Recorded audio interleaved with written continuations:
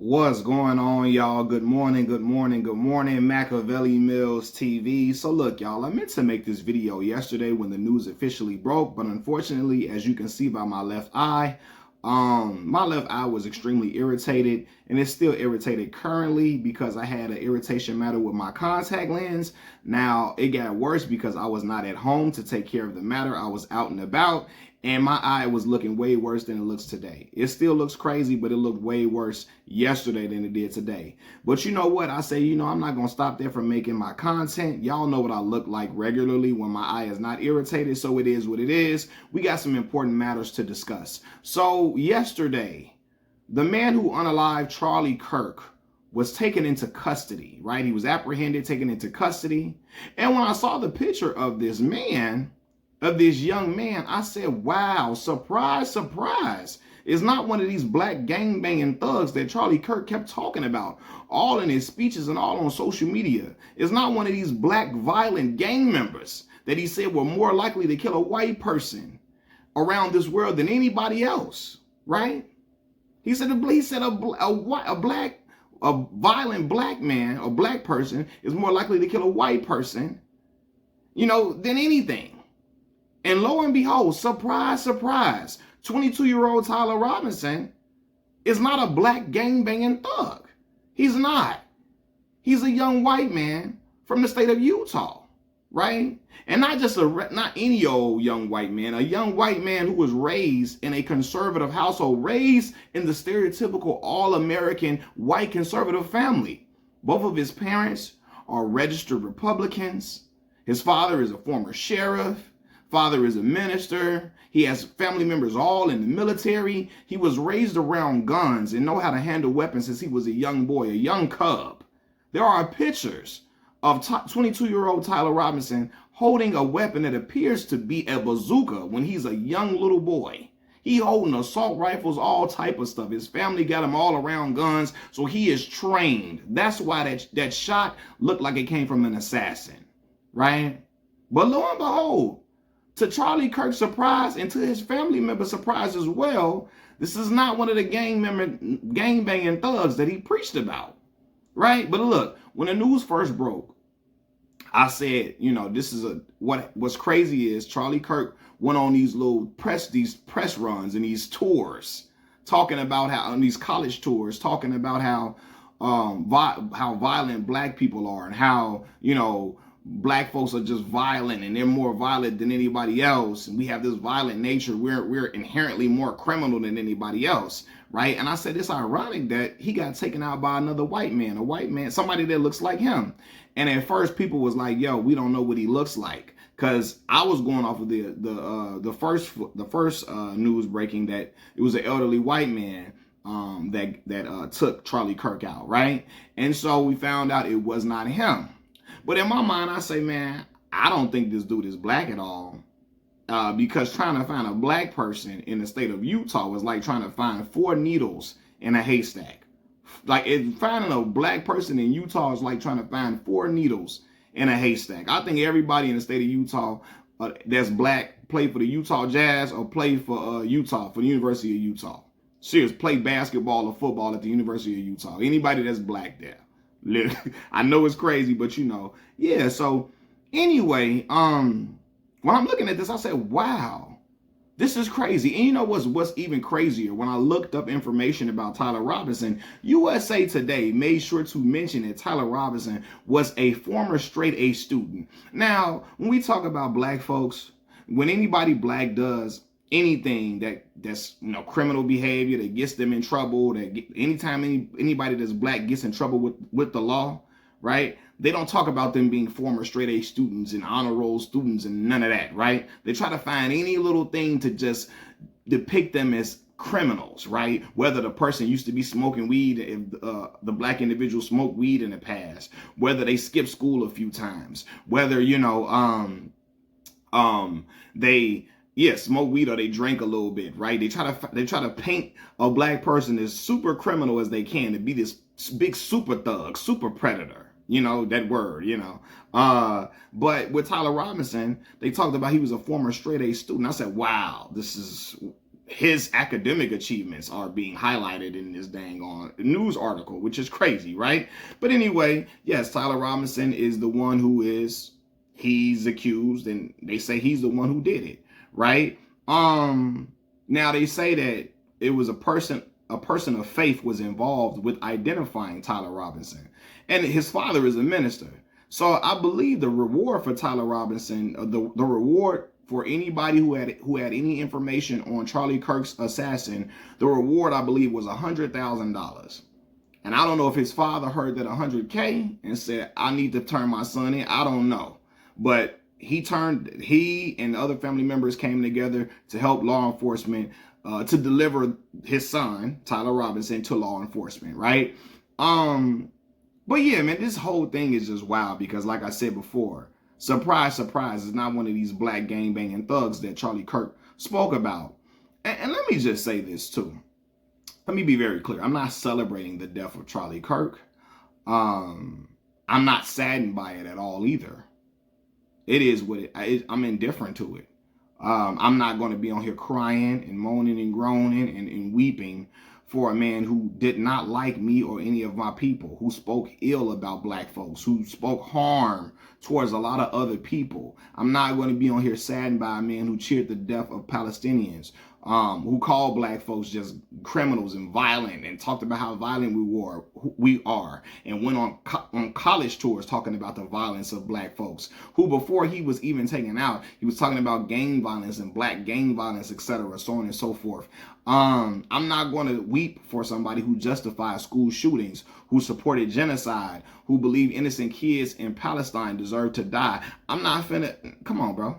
I'm not doing that. I'm not finna talk about somebody. I'm not going to weep for somebody that said belligerent things about black women and their education, calling them DEI hires and all of that. I'm not doing that. Y'all can say that for somebody else, right? But I have to be very clear because some of y'all, you celebrate. I'm not celebrating death. I don't wish death on nobody. But I'm not weeping and I'm not crying and I'm not moaning and groaning and rolling around in the grass and in the dirt crying for him, because some black folks are crying for him and really seem like they're distraught at his demise. And for me, I don't, even if you're a person of God, this man was saying ungodly things and was not living by the principles of a Christian that he said he is, right? He wasn't living by Christian principles. He was speaking death on people, right? And he was speaking violence against certain groups of people, speaking harmful rhetoric, saying that black folks were better off during subjugation, during slavery, right? And you got people, black folks out here crying and weeping and moaning and groaning. Not all black folks, but some, right?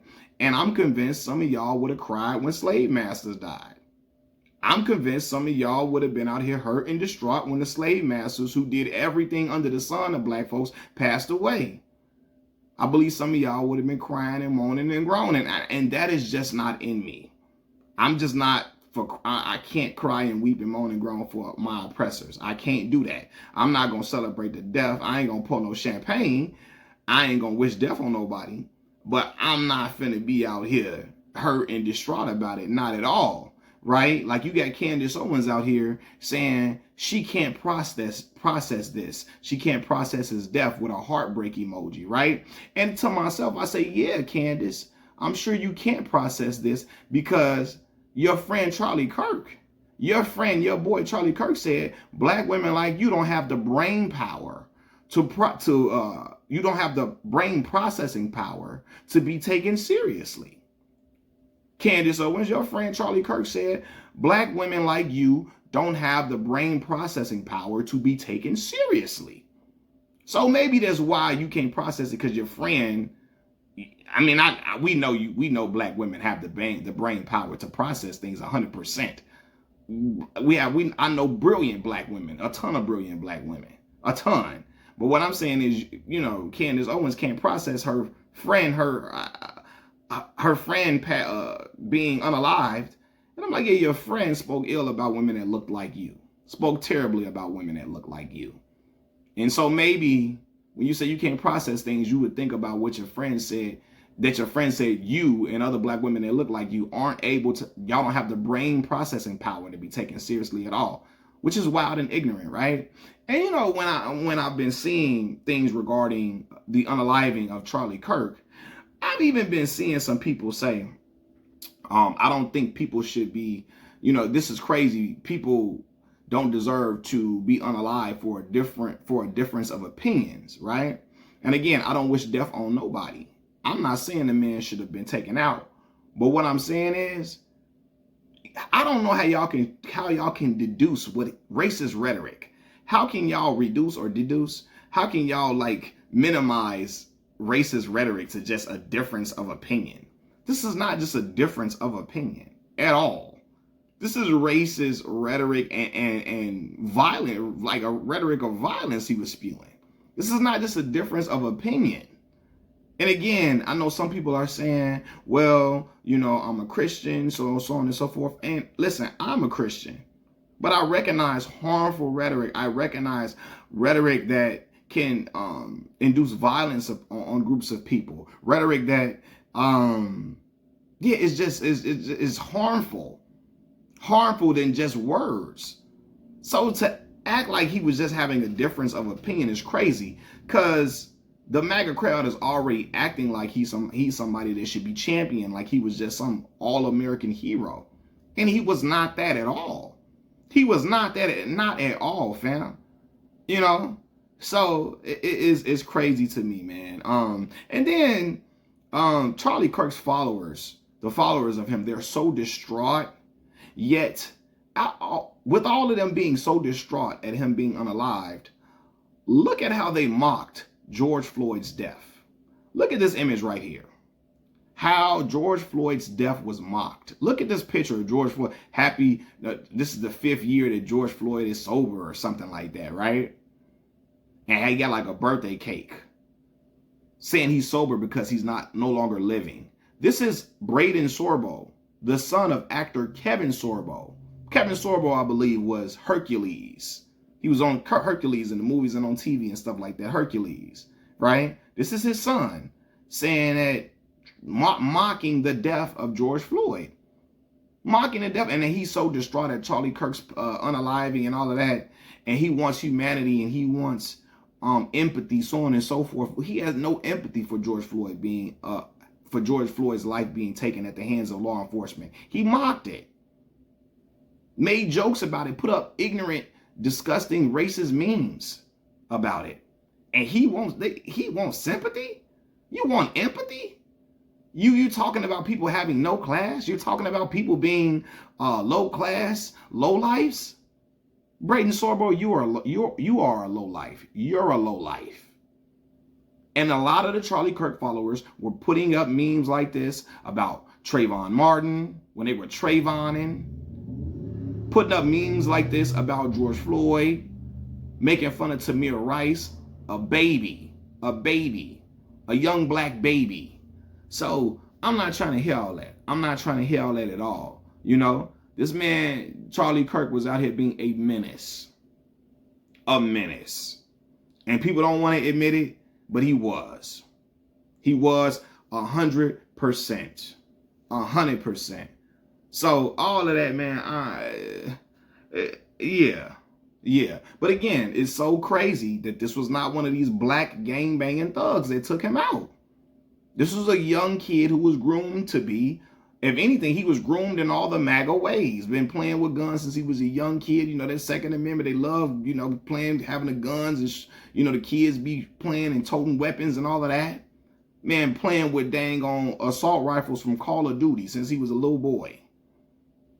Right? Now, what I'm hearing is that Tyler Robinson had no affiliation with any political party, but he was raised in a staunch Republican household, very conservative household, under conservative beliefs, ideologies, principles, etc. You know, but yeah, man, this whole, you know, it's just crazy to me to see people saying that he just had a difference of opinion. No, he did not. Black folks, y'all stop saying it. It was not just a difference of opinion. This man said we would have been better off. We were better off during the time that we were in subjugation, where our people were graped. Take the G off of grape, and you know what I'm saying. Our people were graped and pillaged and beaten to death.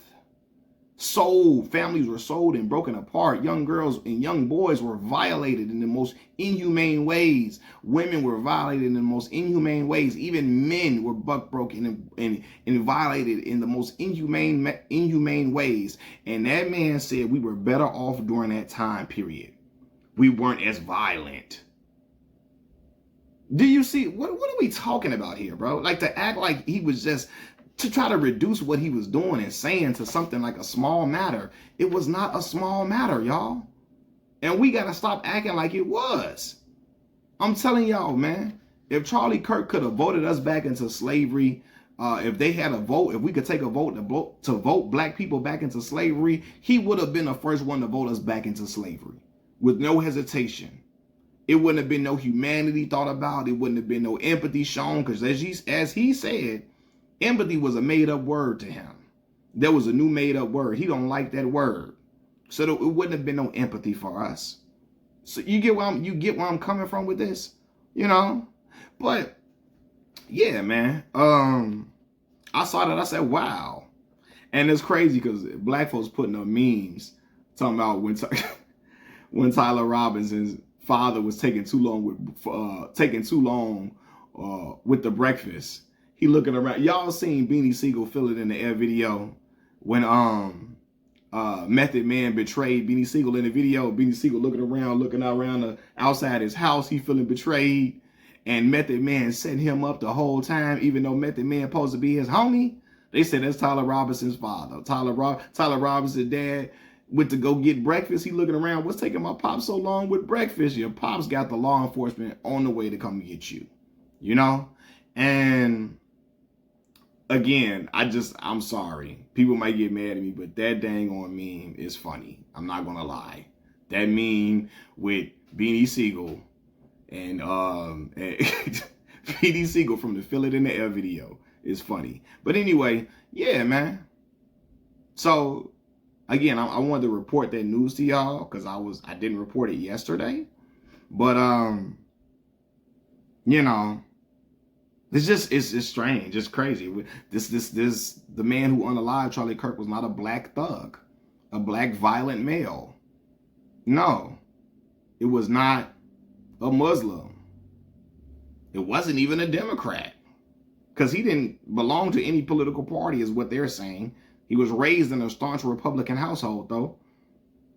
It was a man that looked like him, that was raised like Charlie Kirk. It was a man raised like Charlie Kirk, raised under the same principles and ideals of Charlie Kirk, looked like him, came from a similar background as Charlie Kirk.